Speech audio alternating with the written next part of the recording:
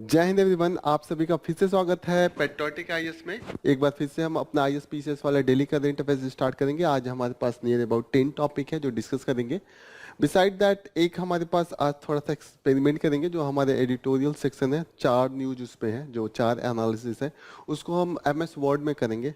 PPT form type का तरीके से रहेगा, तो देखते हैं कि उसका क्या इम्पैक्ट आता है just for the analysis. Okay, so the topic that हम लोग आज कवर कर रहे हैं, पहला है कि big recipient unable to reveal the bond donor data. तो जितने भी पॉलिटिकल पार्टी हैं जिनको ज़्यादा से ज़्यादा पैसा मिला है वो अपना डेटा नहीं दे रहे हैं। राइट टू प्राइवेसी की बात कर रहे हैं कि डोनर्स का जो प्राइवेसी है वो हम वायलेट नहीं करेंगे। तो मेंस में जब भी क्वेश्चन आएगा कि what is the issue with the election system और the what the electoral reform need is, तो यहाँ पे ट्रांसपेरेंसी और अकाउंटेबिलिटी का एक बढ़िया एग्जाम्पल हो सकता है कि नहीं हो सकता है, हो सकता है। Okay, where the name indicates the order of the birth in family. एक यूनिक ट्रेडिशन देखते हैं, कुछ ट्राइबल कम्युनिटी है इन द अरुणाचल प्रदेश, असम और चाइनीज एरिया में, जहाँ पे हम देखते हैं कि उनके जो फैमिली में नेमिंग सिस्टम होता है, वो जिस नंबर पे बच्चा पैदा होता है उस नंबर के अनुसार उसका नाम रख दिया जाता है। तो बहुत यूनिक है, अच्छा है कि थोड़ा सा क्लियरिटी रहती होगी, नाम से ही पता चल जाता होगा कि कितने नंबर वाला ये बच्चा है। तो प्रीलिम्स के लिए इंपॉर्टेंट है, उस कम्युनिटी का नाम थोड़ा सा आप लोग ध्यान में रखिएगा। संगीत कला निधि अवार्ड दिया गया है टीएम कृष्णा को फॉर द वोकलिस्ट। तो ये प्रीलिम्स के लिए आप याद रखिएगा, प्रीलिम्स के लिए ही इंपॉर्टेंट है। आइस क्यूब क्या है? एक न्यूट्रॉन को ऑब्जर्व करने का एक टेलीस्कोप है। तो इसका जो यूज है प्रीलिम्स में हो सकता है, मेंस में भी हो सकता है। साइंस एंड टेक्नोलॉजी में हम इसका यूज कर सकते हैं, GS paper 3।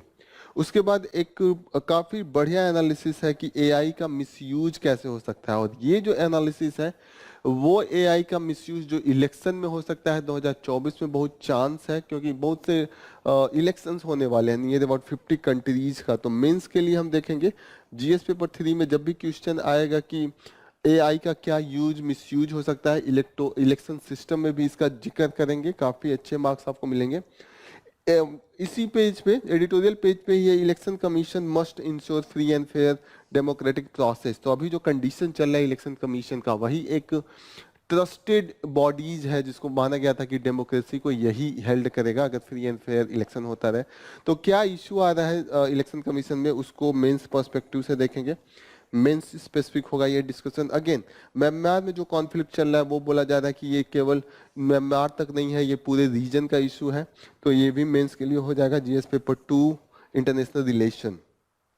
The problem of equity in IPCC report, ये जो यूएन बॉडी है आईपीसीसी, वो बोल रहा है कि मैक्सिमम जो बर्डन है वो डेवलपिंग कंट्री पे है। बस यही शॉर्ट में हम देखेंगे। प्रीलिम्स एंड मेंस दोनों के लिए इंपॉर्टेंट है, खासकर मेंस का एक फॉर्डर पॉइंट होगा, प्रीलिम्स में तो नहीं इतना इंपॉर्टेंट होगा। How were the new election commissioner selected, ये प्रोसेस को देखेंगे। ये प्रीलिम्स मेंस दोनों के लिए इंपॉर्टेंट हो गया, prelims and mains.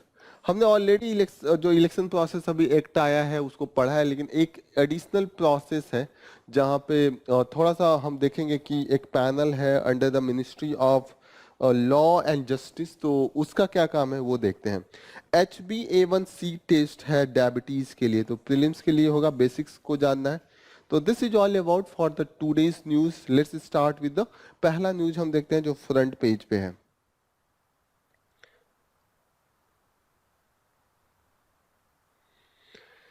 Big recipients unable to reveal bond data. Okay, so bond data, bond donor data यहाँ पे है ना, bond donor data।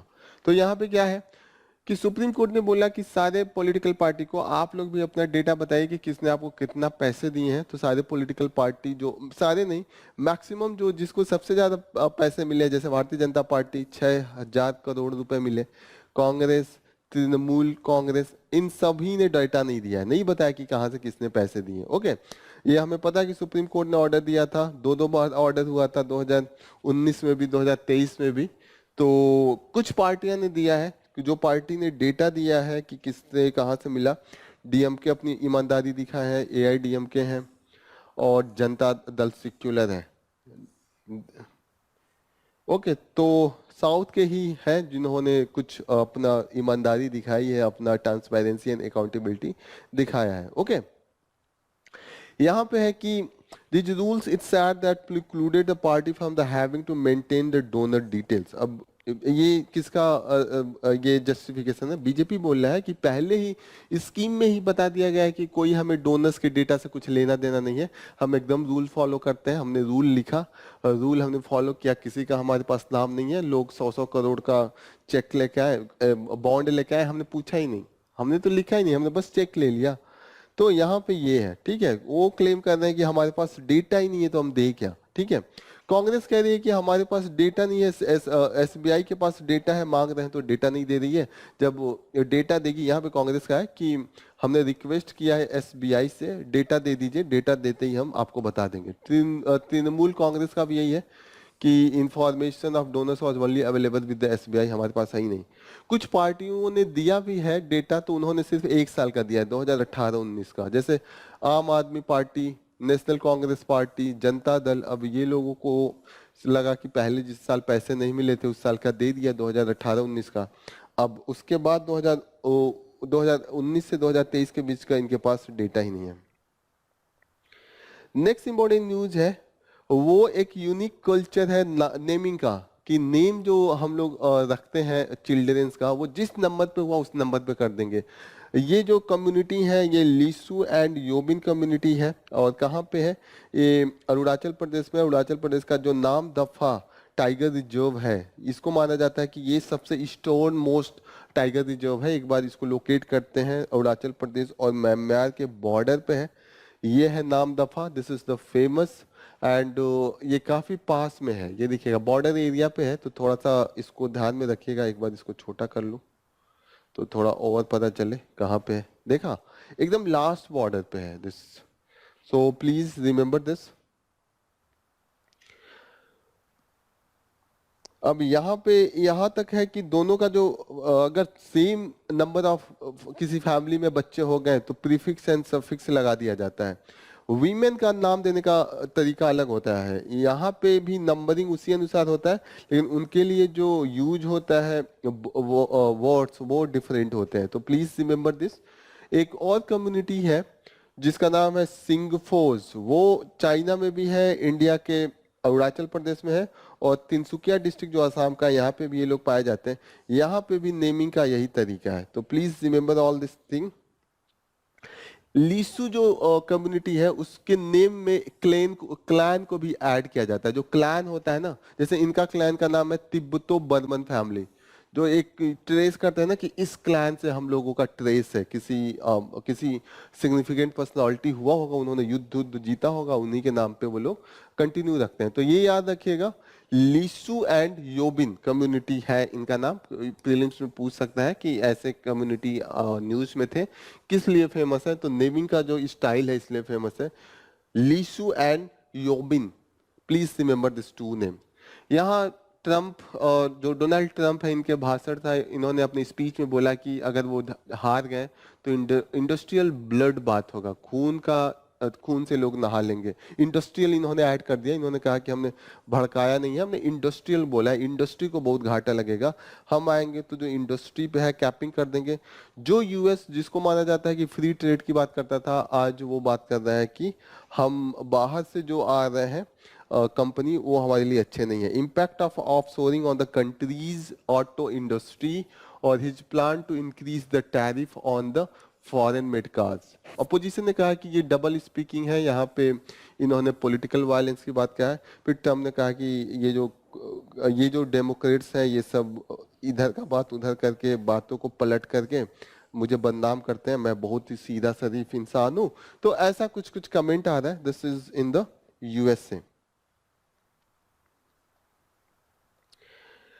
Next important news जो प्रीलिम्स के लिए काफी इंपॉर्टेंट है, स्टेट पीसेस के लिए भी इंपॉर्टेंट है, संगीत कला निधि अवार्ड है, दैट इज ये किसको दिया गया? टीएम कृष्णा को। एंड टीएम कृष्णा एक काफी एक्टिविस्ट भी हैं, दलित एक्टिविस्ट हैं, ये दलित इक्वालिटी की बात करते हैं, ओवरऑल काफी एक्टिविज्म होता है। ये अपने जो म्यूजिक है उसमें भी काफी इनोवेशन के लिए जाने जाते हैं, कार्नेटिक म्यूजिक। जो संगीत कला निधि है वो कार्नेटिक म्यूजिक के लिए ही दिया जाता है, कार्नेटिक म्यूजिशियन को ही दिया जाता है, एंड इसको देता है मद्रास म्यूजिक एकेडमी के द्वारा दिया जाता है। तो काफी इम्पोर्टेंट ये है। जो टीएम कृष्णा है, he is working in the area of the writers, he is the activist authors. उनको रमन मैग्सेसे अवार्ड मिला था 2016 में, तो ये भी एक चीज है जो आप याद सकते हैं। एंड और जो अवार्ड है, जो इम्पोर्टेंट अवार्ड अवार्ड है, नृत्य कला निधि अवार्ड नीना प्रसाद को मिला है। इनका expertise lasya and tandava form of the South Indian classic dance है। लास्या होता है जो मधुर, जो एकदम सॉफ्ट चीज को शो करे इंसान के। और जो टांडवा है वो तांडव तांडव डांस, शिवा का टांसो डांस, या जो एंग्री मूवमेंट को दिखाए। तो ये आप लोग याद रखिएगा, लास्या एंड तांडवा, यहाँ पे लास्या एंड तांडवा है ना, ये प्रीलिम्स के लिए इंपॉर्टेंट हो सकता है। ठीक है, जो यहाँ पे एक संगीत कला निधि आचार्य अवार्ड जो दिया गया है, वो मृदंगम प्लेयर परसल्ला रवि को दिया गया है। तो यहाँ पे ये भी याद रखिएगा। These are all for the prelims, state prelims as well as the UPSC prelims.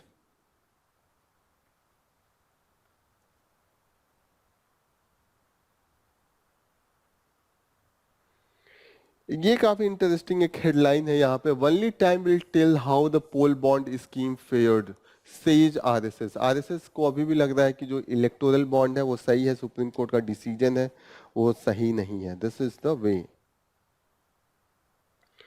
ये न्यूज देखते हैं, काफी इंटरेस्टिंग न्यूज है, साइंस एंड टेक्नोलॉजी से रिलेटेड है। ये कह रहा है scientist build a camera to show how animals see the moving thing. यहाँ पे ये मेन इस न्यूज में ये है कि जो देखने का हमारा कैपेसिटी है वो अलग अलग है। जैसे कैमरे का फोटो खींचने का कैपेसिटी अलग अलग होता है, ऐसे ही इंसान और डिफरेंट एनिमल्स होते हैं, उनके देखने की कैपेसिटी अलग अलग है।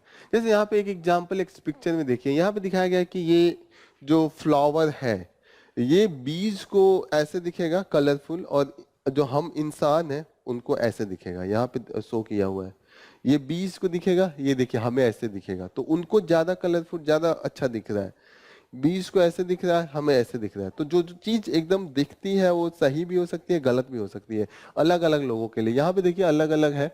तो दिस इज द वे। क्यों ऐसा है? क्योंकि जो हमारा रिसेप्टर होता है आई का, जैसे स्पेशलाइज्ड सेल होते हैं आई में, that respond to the light called photo receptors. जो फोटो रिसेप्टर्स है वो अलग अलग है एनिमल्स में एंड ह्यूमन में, and that's is the reason that they have the different capacity. जो कैपेसिटी है लाइट रेंज का देखने का, वो एक बार देखते हैं यहाँ पे। जो ह्यूमन का है वो है विजिबल लाइट का। विजिबल लाइट का जो रेंज है 380 नैनोमीटर टू 700 नैनोमीटर, यहाँ पे दिया है विजिबल लाइट का जो कैपेसिटी है। और जो हनी बीज का है वो है वायलेट लाइट में है।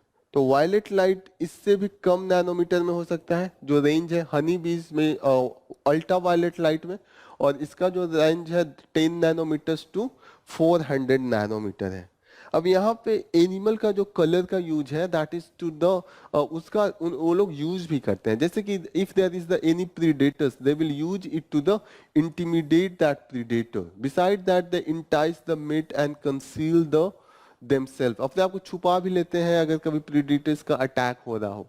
एक बार और देखिएगा कि जो अल्ट्रा वायलेट एंड इंफ्रारेड का वेवलेंथ है, इंफ्रारेड का वेवलेंथ है विजिबल लाइट से अल्ट्रा वायलेट लाइट का जो रेंज है नीचे है, और जस्ट इसके ऊपर वाला है इंफ्रारेड। तो इंफ्रारेड का यहाँ पे देखिएगा 380 infrared has the wavelength of 750 mm to 1 millimeter 1 mm.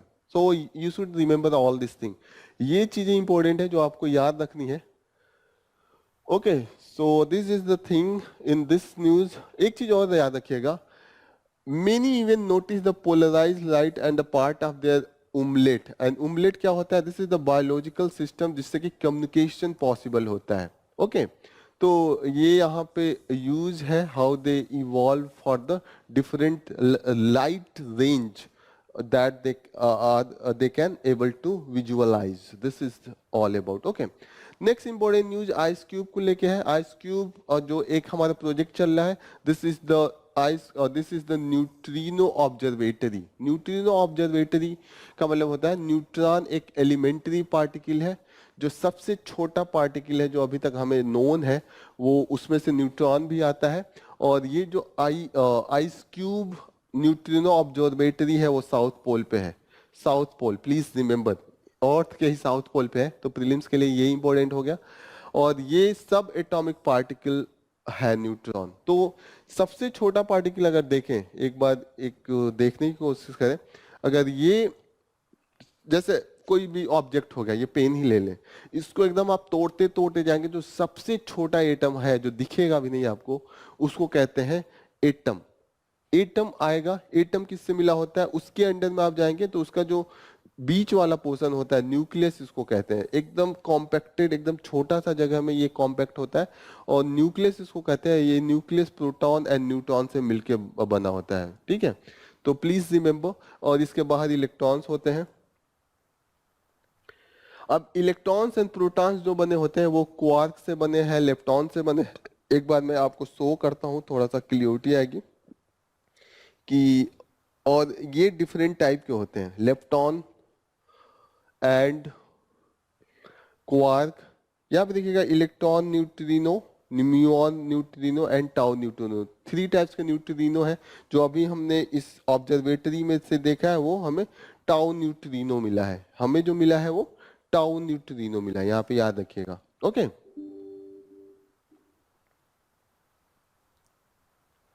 Okay, सो हमें जो मिला है वो टाउ न्यूट्रिनो है. प्लीज इसको रिमेंबर, इसको याद रखिएगा. और दूसरी चीज आपको याद रखना है that this neutrino are the light particles that have the very rarely interact with the matter. वो बहुत रेयर केस में करते हैं, और इसीलिए इनको घोस्ट पार्टिकल भी कहा जाता है. क्योंकि भूत को भी कोई देखा थोड़ी है, वो इंटरेक्ट कोई करता है, सिर्फ सुना रहता है. बहुत रेयर केस में कोई करता है, वो भी हम सुनते ही हैं. पूरी लाइफ चली जाती है, नहीं जल्दी घोस्ट से कोई मिलता है. आप भी कभी मिल के देखिएगा, क्या पता. ओके. तो यहाँ पे ये बोलते हैं कि this is the known as the ghost particle. तो प्रीलिम्स के लिए ये याद रखिएगा, अगर पूछ दिया कि घोस्ट पार्टिकल किसको कहते हैं, तो न्यूट्रिनो को कहते हैं, क्योंकि वो बहुत कम इंटरेक्ट करता है. और यही इसकी प्रॉपर्टी है जिसके लिए हम इसको सर्च करें. बहुत कम इंटरेक्ट होता है, तो इसका जो ओरिजिनल प्रॉपर्टी है वो 100 साल लगेंगे एक बार इंटरेक्ट करने के लिए. और वो हर जगह से जा रहा है, आपके शरीर से होके कुछ नहीं तो बिलियंस में न्यूट्रिनो जा रहे हैं, लेकिन इंटरेक्ट ही नहीं करते हैं. तो दिस इज द कंडीशन. और यहाँ पे हमने बहुत सेंसर्स लगा के लगाया कि थोड़ा भी इंटरेक्शन होगा तो पता चल जाएगा. और जब इंटरेक्शन होगा तो ऐसा होगा, what will be the reaction, there will be the some charged particle and some radiation. Okay. तो ये रिएक्ट नहीं करता, इसीलिए हम इसको सर्च कर रहे हैं, क्योंकि ये बता देगा कि जब यूनिवर्स फॉर्म हुआ था तो क्या कैरेक्टर था. अगर इस पार्टिकल के कैरेक्टर को जाने, क्योंकि वो रिएक्ट नहीं करता है, रिएक्ट नहीं करता है तो प्योरिटी ज्यादा है उसके अंदर में, और वो तभी से घूम रहे हैं जब से यूनिवर्स फॉर्म हुआ है. तो this is all about with respect to this neutrino. तो आपको ये सब याद रखना है. You should know all this thing. Next important article का जो एनालिसिस हम लोग करने जा रहे हैं, this is the many elections AI dark dimension. यहाँ पे बोल रहे हैं कि इलेक्शंस इस साल बहुत होने वाले हैं. नियर अबाउट 50 इलेक्शन होने वाले हैं. मैक्सिमम डेमोक्रेसी का होने वाला है. और यहाँ पे जो एआई का रोल है वो बहुत ही मेजर रोल प्ले करेगा. तो एक बार इसको थोड़ा हम आज एमएस वर्ड में पढ़ते हैं, देखते हैं कि इसमें कैसे चीजें आती हैं. ओके. पहले पैराग्राफ में ये कह रहे हैं कि जो अभी नेचर है आर्टिफिशियल इंटेलिजेंस का, वो अभी जनरेटिव आर्टिफिशियल इंटेलिजेंस है. और जनरेटिव आर्टिफिशियल इंटेलिजेंस से जो हम ट्रांसफॉर्म कर रहे हैं वो आर्टिफिशियल जनरल इंटेलिजेंस हो रहा है. तो जनरेटिव आर्टिफिशियल इंटेलिजेंस का मतलब क्या हुआ कि अभी तक हम कंटेंट डेवलप कर रहे थे, हम एआई टूल को ला रहे थे, जैसे चैट जीपीटी हुआ, उससे बोल रहे थे कि आप कुछ क्वेश्चन बोलिए, वो क्वेरी दे देता था, एक कंटेंट बना रहा था. कुछ एआई आपको इमेज बना के दे रहे थे. कुछ एआई जो अभी अभी इवॉल्व हुए हैं वो आपको वीडियो बना के दे रहे हैं. लेकिन अभी तक ये नहीं हुआ है कि 100% ह्यूमन को रिप्लेस कर दे. जैसे मैं यहाँ खड़ा होके I am teaching, there is no ऐसा. अगर इस फॉर्म में चले गए आर्टिफिशियल जनरल इंटेलिजेंस, तो जो ह्यूमन कैपेबिलिटी है यहाँ पे खड़ा होकर, there will be the a robot that will be teaching. और ये इतना मुश्किल नहीं है, थोड़ी थोड़ी चीजें हैं, अगर यूज की जाए तो ये पॉसिबल है। जैसे कि कॉग्निटिव डेवलपमेंट करना पड़ेगा। यहाँ पे देखिएगा तो डिफरेंस दिया है, generative artificial intelligence and artificial general intelligence में डिफरेंस है। तो you should know that all this thing that we have discuss, this is talking about that. उसके बाद ये बोल रहे हैं कि जो अभी पॉलिटिकल इसका इलेक्टोरल लैंडस्केप है वो क्या है। अभी जो हम बात कर रहे हैं कि 50 डेमोक्रेसी का इलेक्शन होने वाला है। अब उस पे हम देख रहे हैं कि जो मेजर डेमोक्रेसी है, India, Mexico, United Kingdom, US, इन सबों में हो रहा है। तो कहीं ना कहीं इसका इम्पैक्ट अभी हम देखेंगे कि पॉजिटिव हो रहा है, निगेटिव हो रहा है। Mostly there is chance that there will be the negative impact. क्यों निगेटिव इम्पैक्ट होगा? क्योंकि they are able to create the mis information. Normal ऐसे कोई बोलता था कहानी के रूप में तो ठीक है, हम तब भी बिलीव कर लेते थे। मिस इन्फॉर्मेशन का जो मेथड है या जो भी तरीका, वो नया नहीं है। मिस इन्फॉर्मेशन हमेशा से ही चला है, कहानियां, कथा हमेशा चलता रहा है, और वो मैन्युफैक्चर्ड स्टोरी चलते ही रहते हैं। तो अब लेकिन जो मैन्युफैक्चर स्टोरीज चलेंगे वो प्रूफ के साथ चलेंगे। वो दिखा देगा कि ये देखो वीडियो है, वहां पे दिखेगा कि एक लीडर कुछ बोल रहा है आपका, वो लीडर सही में नहीं बोल रहा होगा, वो लीडर का नकली वीडियो बना के आप, you can difference between the AI generated video and the original leaders speech. तो सबको लगेगा, जो अब पहले से ही बायस होता है, अगर आप किसी पार्टी के अगेंस्ट में है, थोड़ा भी आपको सबूत मिले तो आप उसको एकदम क्लियरिटी आप कहेंगे सही है, सही है। Are you getting? No, this is the way, that is the way that can, ये जो बिहेवियर है, इलेक्टोरल बिहेवियर को भी इम्पैक्ट कर सकते हैं, और ये जो ओवरऑल वर्डिक्ट है इसको भी इम्पैक्ट कर सकते हैं। कुछ इन्होंने एआई का एग्जांपल दिया है, जैसे मैंने बोला चैट जीपीटी, आपको पता होगा, ओपन एआई इसके मैन्युफैक्चर करते हैं, ठीक है। ओपन एआई इसके मैन्युफैक्चरर है। जेमिनी गूगल ही है, आई थिंक, गूगल, एंड कॉपिलॉट इसके माइक्रोसॉफ्ट। ओके, तो ये तीनों अभी तक मेनली ये चैट बॉट है, अभी सिर्फ आपके रिप्लाई करेंगे, आप कुछ भी पूछेगा। लेकिन आने वाले टाइम में there will be the more robot that will be replacing the human capacity, all human capacity.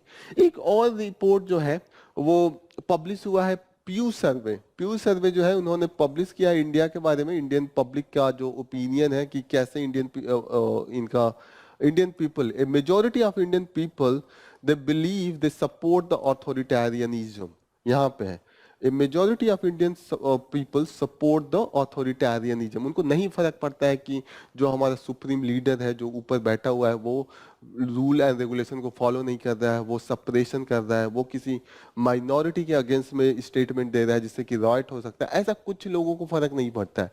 They are not thinking, वो नहीं सोच रहे हैं कि किसी का जो फंडामेंटल राइट्स है या कोई भी ह्यूमन राइट्स है उसको वायलेट होगा अगर ये ऐसा एक्शन आया, ऐसा लॉ आया, ऐसा रूल आया।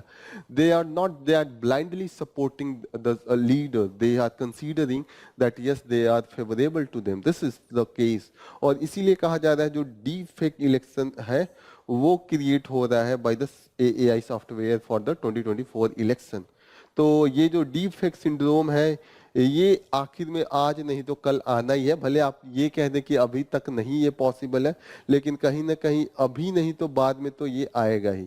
फिर यहाँ पे बात हो रही है कि एआई डिटर्मिनिज्म, ठीक है, tacking AI determinism. AI determinism क्या है? जो डिटरमाइन करे आउटपुट को, तो ये होगा एआई डिटर्मिनिज्म। जैसे आउटपुट क्या हो सकता है कि हमारे जो political, social and economic affairs है, इस फेयर में जो जो आउटकम है उसको डिटरमाइन करे अगर एआई का यूज करके, तो वो होगा एआई डिटर्मिनिज्म। और अगर इसको इलेक्शन एंड गवर्नेंस में करे तो जो इलेक्टोरल रिजल्ट होता है, इलेक्टोरल बिहेवियर होता है या पॉलिसी मेकिंग होता है, अगर उसके आउटकम को एआई के थ्रू अगर हम लोग डिटरमाइन करें, that will be AI determinism. Okay, फिर आगे हो रहा है कि हाइपर रियलिस्टिक डीप फेक, जो अभी हमने बात किया कि इतनी क्लियरिटी होगी, इतनी सिमिलरिटी होगी कि उसको डिफरेंशिएट करना मुश्किल होगा। Despite all this thing, there is the chances, there is the full of scope that we can check and balance whatever the misuse of this AI है। अगर AI को हम चेक बैलेंस करना चाहें तो वो पॉसिबल है, ठीक है, उसके बेनिफिट्स भी हैं, उसके मैलेफिस भी हैं, लेकिन कहीं ना कहीं this is we can minimize the negative impact of this AI। okay, तो कहीं ना कहीं गवर्नमेंट अगर चाहे, अगर प्रॉपर तरीके से तैयारी करे तो we can reduce any bad impact. यहाँ पे इन्होंने बोला है कि क्या क्या एक तरीके से एआई को मिसयूज करने का तरीका है। एक पॉइजनिंग है, तो पॉइजनिंग ये मत समझिएगा कि जो जहर खिला के मारने वाला है, ये पॉइजनिंग एआई के लिए है। बैकडोरिंग है, इवेजन है। बैकडोरिंग ये मत समझिएगा किसी के बैकडोर से एंट्री करना हाउस में। यस, यहाँ पे बैकडोरिंग एंट्री होगा, वो एआई टूल में होगा। पॉइजनिंग होगा जो ट्रेनिंग टाइम में कोई भी एआई को हम ट्रेनिंग देते हैं। जैसे अगर एआई को आप पूछें कि ये इस मैटर पे आपको मेल लिखना है, वो मेल आपको लिख के दे रहा है, तो अपने आप तो लिखेगा नहीं, उसको ट्रेन किया गया है, उसको लाखों करोड़ों मेल का तरीका दिया गया होगा, देखो ये है। जैसे अभी हमने देखा कि न्यूयॉर्क टाइम्स ने क्लेम किया है कि मैक्सिमम डेटा उनके न्यूज़पेपर में जो आता था उसको उठा के ओपन एआई जो कंपनी है उन्होंने ट्रेन किया है चैट जीपीटी को, और मैक्सिमम जो रिजल्ट आ रहे हैं चैट जीपीटी से वो कहीं ना कहीं न्यूयॉर्क टाइम्स के जो news article and research paper different thing है उससे सिमिलर आ रहे हैं, लाइंस मिलते हैं, तो कहीं ना कहीं वो वहीं से दे रहा है। आप जिस तरीके से ट्रेन करेंगे, अगर मैं किसी को ट्रेनिंग दे रहा हूँ, सिंपल किसी आदमी को ही ट्रेनिंग दे रहा हूँ, और अगर मैं खुद बायस हूँ तो उसके अंदर कुछ न कुछ बायसनेस का तरीका मैं सिखा दूंगा, वो भी बायस ही रिजल्ट देगा। अगर वो ह्यूमन है तो वो तो समझ जाता है, उसको तो कॉग्निटिव एबिलिटी है, उसको तो एनालिसिस है कि चार लोगों का देख रहा है। एआई को जो दिया जाएगा वही उसके पास है, उसके पास अलग से डेटा नहीं है कि वो खुद जाके डेटा लोगों को कान लगा के सुनेगा। ओके, तो एआई में है कि जो भी डेटा फीड करेंगे वो है, इसी को हम पॉइजनिंग कहते हैं कि पहले से ही जो जो कंपनी बना रही है, जैसे ओपन एआई चैट जीपीटी को बनाए तो पहले से ही बायस कर दे कि इस तरीके का रिजल्ट आएगा। अगर मानिए वो कम्युनिस्ट आइडियोलॉजी को फॉलो कर रही है तो वो केवल कम्युनिस्ट तरीके के बायसनेस क्रिएट कर सकता है कि नहीं, या वो पैट्रियार्कल टाइप का कोई बायसनेस फॉलो करता है। तो this type of the biasness is there if there is the manipulation at the time of the training के टाइम पे ही हो। पॉइजनिंग यहाँ पे है, यहाँ पे the example the here it is given the definition during the training data used to develop AI model with the intention to degrade the model's performance causing the incorrect result। ठीक है, बैकडोरिंग क्या है? Simple example देखिए, AI का नहीं, आप अपने laptop का ही देखिए। आप लैपटॉप खरीद के लाते हैं, आप अंदर तो ढूंढ ढूंढ के तो देखते नहीं है कि कौन सा चिप लगा है, कौन सा ट्रांजिस्टर लगा है, आप यूज करने लगते हैं ऑन करके। देखिए, जिसने बनाया है अगर उसने पहले से एक चिप या एक ट्रांजिस्टर आपके लैपटॉप में लगा दिया हो और वहां से वो कैमरा को देख पा रहा हो, आपके माइक्रोफोन को सुन पा रहा हो, आपके लैपटॉप के डेटा को चेक कर पा रहा हो, तो कहीं ना कहीं वो मिसयूज कर सकता है। एआई में भी ऐसा हो सकता है कि दूर से ही कंट्रोल करने का तरीका हो, तो वहां पे भी तो हो सकता है। अगर कोई ऑटोमेटिक कार है और कंट्रोल कहीं दूर से किया जा सकता है तो भी हो सकता है। यहाँ पे इवेजन, इवेजन का मतलब होता है कि जो रॉन्ग इंफॉर्मेशन और या जो वीकनेस है उसको यूज करे। जैसे कि अभी वहां पे अब एआई है, उसका जो सिग्नलिंग प्रोसेस है, कोई ऑटोमेटिक कार है वो अपने आप चलेगा, एआई को सिखा दिया कैसे कि आप सिग्नल आए रेड तो रुकना है, लेकिन कहीं ना कहीं उस एआई को जो रेड हमने सिखाया है वो रेड को हटा के रेड पे स्टॉप को नहीं रन पे कर दे, तो वो तो जहां पे भी रेड लाइट देखेगा चलेगा तो एक्सीडेंट होगा ना। यहाँ से गाड़ियां आ रही हैं, यहाँ पे स्टॉप करने के लिए रेड लाइट है, वो चलना स्टार्ट करता है, तो इससे एक्सीडेंट के चांसेस बढ़ सकते हैं। सारे एआई एक साथ लड़ सकते हैं, जो ऑटोमेटेड कार है एक साथ कोलैप्स कर सकते हैं। दिस इज, और सिर्फ वो नहीं कोलैप्स करेंगे, लोगों को भी उससे काफी दिक्कत होगी। तो इंडिया का क्या है, India handling of AI. India को एक चीज है कि इसको डिजिटल एरिना में इंडिया स्ट्रांग है, ऑलरेडी स्ट्रांग है, तो कहीं ना कहीं हमें ज्यादा पैनिक होने की जरूरत नहीं है। हमें just we have to analyse that what is the negative impact, what is the positive impact. Negative impact को जहां तक कोशिश करना है वहां तक हमें कोशिश करना है कि we should stop. This is all about. Next analysis again editorial से ही है। यहाँ पे जो बात हो रही है कि one ballot on the ballot the election commission must ensure the free and fair democratic process. तो यहाँ पे ये कहा जा रहा है कि जो इलेक्शन अभी इंडिया का होने जा रहा है, एक तो पहले ही रिकॉर्ड बन गया कि ये वर्ल्ड का इंडिया का लॉन्गेस्ट, सेकेंड लॉन्गेस्ट ड्यूरेशन का होगा, 44 डेज है। ठीक है, साथ साथ ये भी हो रहा है कि जो सबसे ज्यादा बड़ा इलेक्शन, लॉन्गेस्ट इलेक्शन हुआ था, वो पहला ही इलेक्शन हुआ था, वो 6 महीने लगे थे। सितंबर 1951 में स्टार्ट हुआ था और फरवरी 1952 तक वो कंटिन्यू चला था। अब ये बोल रहे हैं कि इस जो इलेक्शन में है, जो मुद्दा क्या है, कहीं ना कहीं कैंपेनिंग स्टार्ट हो गया है। Ruling BJP is call for the one nation one poll. Simultaneous election की बात हो रही है, जो बीजेपी है वो बोल रही है कि अगर साइमल्टेनियस इलेक्शन हुआ तो पैसे बच जाएंगे, जो फटीग होता है वो बच जाएंगे। लेकिन कहीं ना कहीं हमने देखा है कि the nature of election from the 2019 थोड़ा सा चेंज हुआ है, और हमने देखा है कि कहीं ना कहीं इक्वल इक्वल फुटिंग पे इलेक्शंस नहीं है।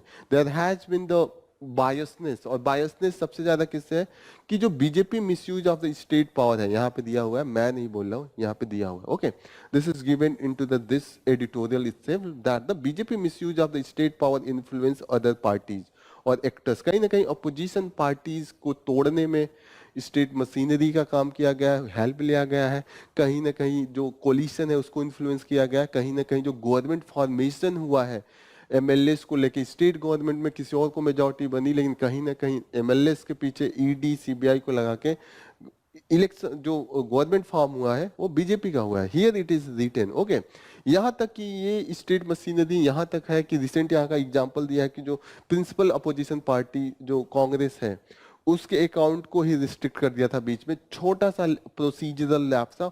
उन्होंने जो अपना इनकम टैक्स को था वो डीले किया था, पे कर दिया था, डीले किया था, वहां तक कि फाइन भी दिया था, लेकिन पूरे अकाउंट को ही फ्रीज कर दिया। अब आपने किसी के घर का एकदम आमदनी वो कर देंगे, will he able to fight और कम्पीट जिसके पास ऑलरेडी 6,000 करोड़ का इलेक्टोरल बॉन्ड का पैसे हो? This is the ground. यहाँ पे फिर इलेक्टोरल बॉन्ड की ही बात इन्होंने बोली है कि so for around electoral bond scheme, वो इलेक्टोरल बॉन्ड स्कीम अभी सुप्रीम कोर्ट ने दिखाया कि कहीं ना कहीं यही जो disturbing pattern of the sinking fairness in the election process है।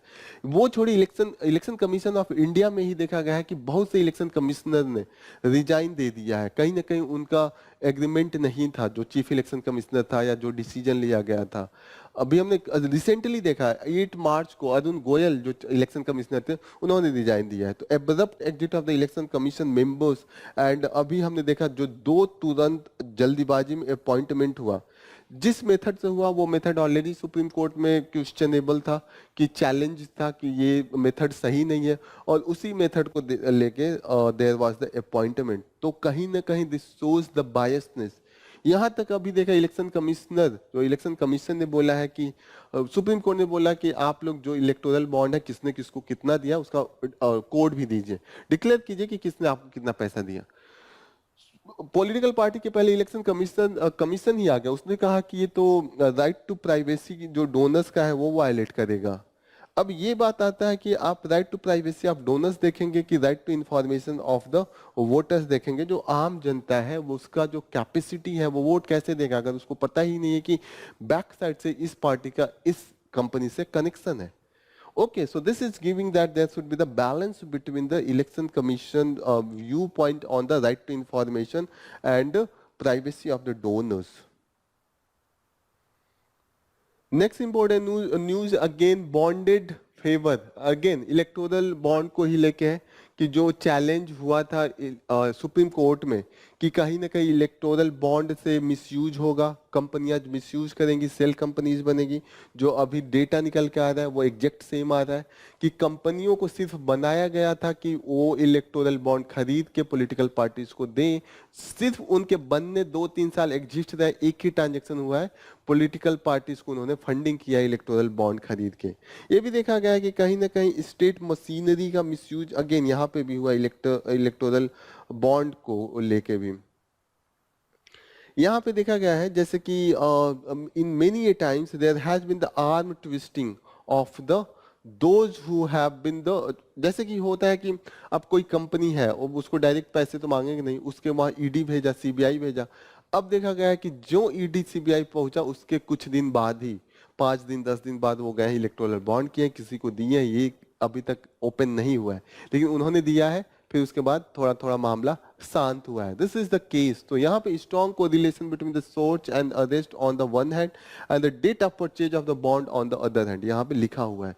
I am telling just this lines, okay, this is not from my side, this is written here, so the centre is a bad light. Okay, तो यहाँ पे हमने देखा है कि the BJP has unsurprisingly emerge as the largest beneficiary और 6,000 करोड़ का electoral bond इनको मिला है। This is the here. Okay, next important news है जो म्यांमार में चल रहा है, this is not the regional, this is the conflict, this is not just confined to the Myanmar, this is a regional problem. Regional यहाँ पे कि सिर्फ म्यांमार को इम्पैक्ट नहीं कर रहा है जो हो रहा है, वो पूरे रीजन जो इंडिया, चाइना, बांग्लादेश, थाईलैंड, इन सभी को इम्पैक्ट कर रहा है। Okay, so here it is given that the कि क्या ये जो आर्टिकल है वो इंडिपेंडेंट मीडिया पे क्या अभी तक इम्पैक्ट रहा है, किस तरीके से ट्रीट किया गया है मिलिट्री के द्वारा, जुनता के द्वारा, वो है कि अभी रिसेंटली 9 मार्च का 2021 में there was the soldier proceeding to the ransack and loot the office of the independent media group, कि खुल्लम खुल्ला गए, लूट करा, उनको वायलेंस किया और उनको भाग के जाना पड़ा इंडिपेंडेंट मीडिया को। क्योंकि जब भी कहीं पे भी कूप पावर कैप्चर होता है, मीडिया पे कैप्चर सबसे जरूरी होती है, क्योंकि आम जनता को ये दिखाना होता है कि everything is good under the this government and everything was bad into the previous government. तो मीडिया जो इंडिपेंडेंट मीडिया है वो अब ट्रूथ दिखा रही थी, अब उनको ऐसे मुंह बंद करना है तो उन पे अटैक ही कर देना, this is the common thing. Okay, situation ground पे ये है कि सिर्फ मीडिया का ये हाल नहीं है। Near about the 15 million people are the refugee now and 25 million people, ये जो है पॉवर्टी फेस कर रहे हैं, दिस इज द कंडीशन। तो जैसे म्यांमार का इंडिपेंडेंट मीडिया को बाहर नेबरिंग कंट्री में शरण लेना पड़ा है, जाके रिफ्यूजी लेना पड़ा है, आम जनता भी नेबरिंग कंट्रीज में ही जाके रिफ्यूजी ले रहा है। और कहीं ना कहीं अगर रिफ्यूजीज जाके अगर आप नेबरिंग कंट्री में ले रहे हैं तो नेबरिंग कंट्री का जो स्टेबिलिटी है, पॉलिटिकल इम्पैक्ट है, वो आता है। क्योंकि जहाँ जहाँ रिफ्यूजी जाते हैं कि लोकल जो पीपल होते हैं वो उसका विरोध करते हैं, इनस्टेबिलिटी उसका रीजन बनता है। ओके, तो दिस इज हियो। फिर यहाँ पे आता है कि Asian struggle for the stability, जो एशियन कंट्रीज है, म्यांमार उनका मेंबर है, तो वो कह रहे हैं कि हम पूरा एफर्ट मार रहे हैं कि वहाँ पे स्टेबिलिटी आए। इन्होंने अभी एक एग्जांपल भी दिया है कि we have done the 260 meeting with the stake holder in the Myanmar.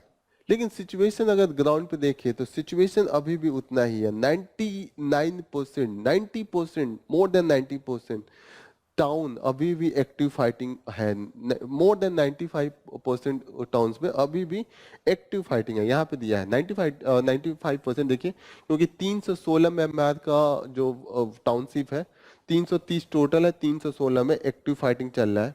40% of the township out of the hand of the control of the junta, यहाँ पे लिखा है। ओके, ऑपरेशन 1027, इसको याद रखिएगा, ये पूछ सकता है। Operation 1027 that is related to the Myanmar ethnic group, और वो क्या किए थे, वो लॉन्च किए थे अगेंस्ट द जुंता, और उन्होंने कैप्चर भी किया हुआ है बहुत से एरिया में। तो this is the condition, this is the ground condition. अब जुंता भी रिकंसिलिएशन के मूड में नहीं है, ये भी टॉर्चर कर रहे हैं, एक साथ जुडिशियल किलिंग कर रहे हैं, आर्बिटरी अरेस्ट हो रहा है। तो इनका भी अटैक जो भी है, उनका स्टैंड है, वो एकदम स्ट्रांग ही है, काफी क्रूअल है, काफी वायलेंट है। अब इंडिपेंडेंट मीडिया सोल्जर्स ऑन, मतलब यहाँ पे ये है कि इंडिपेंडेंट मीडिया फिर भी इनकी कमेंडेबल वर्क है, continue to do their freedom, continue to report the truth, कि दुनिया को पता चले कि क्या चल रहा है, they are showing the truth to the world. Okay, अभी देखेंगे continue to work to protect the journalist and the promote the press freedom. यहाँ पे इन्होंने अपना खुद का इंडिपेंडेंट प्रेस काउंसिल बनाया है, क्योंकि जो म्यांमार का प्रेस काउंसिल है उस पे टोटल कंट्रोल मिलिट्री का है। मिलिट्री के ही जो रिटायर्ड ऑफिसर हैं उन्हीं को उनके मेन हेड बना दिया गया है। ओके, यहाँ पे आप बोल रहे हैं कि एक comprehensive vision for the region stability and growth on the whole is the only solution, और ये तभी आएगा जब कंप्लीट डेमोक्रेसी आएगा और एक जो गवर्नमेंट फॉर्म होगी वो पोस्ट जुनता म्यांमार होगा। जुनता नहीं यहाँ पे कोई रूल होगा, जो मिलिट्री है उसको अपना टोटल पावर देना पड़ेगा सिविलियन गवर्नमेंट को। और ये सिर्फ म्यांमार के लिए ही नहीं, जो रीजनल पावर्स है इंडिया, चाइना, उनकी strategic security and economic interest में भी यही सही है। तो दिस इज ऑल अबाउट कुछ बेसिक्स न्यूज है जो म्यांमार से रिलेटेड है, इंडिया से रिलेटेड है, वो हम एक बार देख लेते हैं। पहली बात तो मैप देखते हैं, मैप से काफी क्वेश्चन होता आता है एआई इंटरनेशनल रिलेशन में, आईआर में। ये है म्यांमार, यहाँ से बॉर्डर इंडिया के साथ है, ये बांग्लादेश है, यहाँ पे चाइना है, इधर लाओस है, वियतनाम टच नहीं कर रहा है, प्लीज रिमेंबर दैट। थाईलैंड का बॉर्डर टच कर रहा है, ठीक है, इधर बे ऑफ बंगाल से टच कर रहा है, तो please remember all this thing. जो प्रोविंसेज है जो इंडिया से टच कर रहा है उसको एक बार देखते हैं। काचिन प्रोविंस है, टच कर रहा है। सागाइंग प्रोविंस है, टच कर रहा है। सागाइंग मुझे लग रहा है यहाँ पे मणिपुर है, यहाँ नागालैंड है, और बाद में यहाँ पे अरुणाचल भी है। तो सबसे लॉन्ग जो इनका बॉर्डर है सागाइंग के साथ है। चीन का भी है यहाँ पे बॉर्डर, लेकिन ये मुझे लग रहा है म्यांमार के साथ ही है। राखीन स्टेट के साथ इंडिया का बॉर्डर नहीं टच कर रहा है, ये बांग्लादेश का है, इसीलिए बांग्लादेश में मैक्सिमम माइग्रेंट्स हैं। तो ये आप रख सकते हैं। मेंडले यहाँ पे है, शॉन यहाँ पे है। मेंडले से भी हमारा एक प्रोजेक्ट जा रहा है जो ट्राइलेटरल हाईवेज है, हम बना रहे हैं। India Myanmar Thailand trilateral highway जो हम बना रहे हैं, उसका जो डिस्टेंस हमने सोचा है वो नियर अबाउट 1300 किलोमीटर, 1360 किलोमीटर हम रखेंगे, यहाँ पे दिया हुआ है। और ये म्यांमार होके पास होगा। इंडिया का जो मोरेह डिस्ट्रिक्ट है, मोरेह टाउन है, Moreh town was very much in the news. Manipur का ये बॉर्डर एरिया है, यहाँ पे कुकी डोमिनेशन है, यहाँ पे भी हमने बहुत वायलेंस देखा था। तो मोरे को याद रखिएगा, मोरे से स्टार्ट होगा जो ट्राइलेटरल है, और वो जाएगा म्यांमार में मी शॉट सिटी तक। Okay, so you should remember all this thing. Asian Free Trade Area and Southeast Asia, it will boost the trade and commerce in the Asian India Free Trade Area and the Southeast Asia, यहाँ पे दिया है। Another route जो है इम्फॉल, मंडले and Bangkok, Bangkok जो Thailand में है। तो इसका जो डिस्टेंस है 1800 किलोमीटर है। इंडिया प्लान कर रहा है कि अभी जो नंबर ऑफ कंट्रीज है उसको बढ़ा के इसका नाम हम लोग ईस्ट वेस्ट इकोनॉमिक कॉरिडोर रखने को। तो this is very important, east west economic corridor. And इसमें जो हम ऐड करेंगे Cambodia, Laos and Vietnam. So please remember all this thing. जो प्रोजेक्ट है उसका कॉस्ट हमने लगाया है कि US $1 बिलियन है, एंड इंडिया ने लाइन ऑफ जो इंडिया का सपोर्ट है $1 बिलियन हमने पे किया है लाइन ऑफ क्रेडिट के द्वारा। Line of credit is like the loan. मैं अगर आप मुझसे 10 लाख रुपए मांगने आए तो मैंने कहा कि 10 लाख रुपए की तो अभी तुरंत जरूरत नहीं है, धीरे धीरे चाहिए। 10 लाख रुपए तो आपको 2 साल 3 साल में यूज करना है, तो 10 लाख आपके अकाउंट में डाल दूंगा। लेकिन ये लोन के जैसे होगा, जब आपको जरूरत होगा 10,000, 2 लाख, 8,000, 20,000, 50,000 निकालते जाइएगा, आपका काम चलता रहेगा। Okay, so this is the line of credit. So here it is given. Okay, BBIN motor vehicle agreement है। BBIN यहाँ बांग्लादेश, भूटान, इंडिया, नेपाल है। और ये किस लिए है? It is to reduce border control and the custom inspection for the freight transport between India and Bangladesh. क्योंकि जब भी ज्यादा से ज्यादा इंस्पेक्शन होता है, जो स्पीड होता है घट जाता है, काफी दिक्कत होती है, और many times it is not good for the trade. So that's why इन्होंने बोला है कि ये BBIN मोटर व्हीकल एग्रीमेंट है कि जो कस्टम इंस्पेक्शन ये सब होगा उसको कम करेंगे। एक और हमारा प्रोजेक्ट चल रहा है Bangladesh India, Bangladesh China, India Myanmar economic corridor, BCIM economic corridor इसको बोला है। यहाँ पे चाइना का भी एंगल है, तो इसको जानना जरूरी है।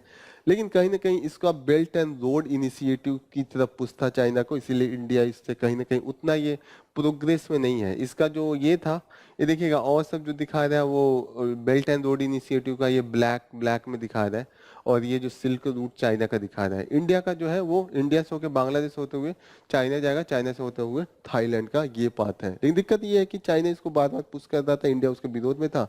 तो हमने देखा अभी जो 2019 का वो जो 35 कॉरिडोर चाइना से मेंशन किया था अपने second belt and road initiative में, उसमें उसने यूज नहीं किया था। लेकिन इंडिया ने कंटिन्यू इसकी मीटिंग को कंटिन्यू रखा है और उसमें पार्टिसिपेट किया, क्योंकि इंडिया बोलता है कि ये तो बेल्ट एंड रोड इनिशिएटिव से पहले का है, इससे चाइना का बेल्ट एंड रोड इनिशिएटिव से कुछ लेना देना नहीं है। तो दिस इज ऑल अबाउट इसका इम्पैक्ट कहाँ पड़ेगा। 1.65 मिलियन स्क्वायर किलोमीटर एरिया में ये जाएगा, और it will include around 440 million people. तो 44 करोड़ लोग, जो कि चाइना का युवान प्रोविंस से रिलेटेड है, बांग्लादेश, म्यांमार, वेस्ट बंगाल जो इंडिया का स्टेट है, वो सबको ये कवर करेगा। This is all about. Okay, थोड़ा सा क्वेश्चन जो अभी तक टॉपिक हमने पढ़ा उस पे कुछ क्वेश्चन करते हैं. The first question is that which of the following is a key concern associated with the misuse of artificial intelligence. पहला दिया spread of disinformation, दूसरा दिया creation of deep fake using realistic synthetic media, तीसरा दिया है decline in ability to distinguish between the human generated and AI generated content. तो select the answer using the code given below 1 and 2, 2 and 3, 1 and 3, 1, 2 and 3. Please answer. इसका discussion हम furious 5 में करेंगे. आपने already इसको हमने बहुत डिटेल में डिस्कस किया है, आप आंसर दे सकते हैं. Question number 2, consider the following statement about the adversarial AI attack. यहाँ पे है कि poisoning attack aims to corrupt the data use for the training of the AI model, train AI model. ठीक है. Backdooring attack bypass the security measures within the AI algorithm. Okay. Third है invasion attack involve the tricking AI system into the misclassifying data. तो कहीं ना कहीं यहाँ पे आप देखेंगे आंसर में है how many of the above statement is are correct? Only one, only two, all the three, none. तो please answer. Next question. Consider the following provinces in Myanmar. तो यहाँ पे A होगा म्यांमार में, MYA, म्यांमार. ओके. शान, काचिन, राखिने, चिन and शागाइंग. यहाँ पे SA है, SAGAING. Okay. How many of the above province make border with the India? Only 2, only 3, only 4, all the 5. अभी हमने डिस्कस किया मैप में, मैप मैंने दिखाया था तो आपको क्लियर होना चाहिए. Next question number 4, consider following countries Laos, Cambodia, Vietnam, Thailand and Bangladesh. How many of the above countries share border with the Myanmar? So only 2, only 3, only 4, all the 5. So please answer. Already हमने map देखा है तो you should have the clarity. Next question. Consider the following initiative. First, India Myanmar Thailand trilateral highways, BBIN motor vehicle agreement. Third, India's line of credit for the Asian connectivity project. How many of the above initiatives each are linked to enhancing connectivity and streamlining trade between India and its eastern neighbors? A, only 1, B, only 2, C, all the 3, D, none. So please answer. Already we have done most of this area we have covered. Next topic that we are going to take is that there is the problem of equity in IPCC report. तो यहाँ पे this is talking about, you should know that this IPCC is the a intergovernmental panel on the climate change. This is the body of the UN. और इन्होंने बोला है कि जो अभी तक हमने देखा है कि जो बर्डन है वो पुअर कंट्रीज पे ज़्यादा है.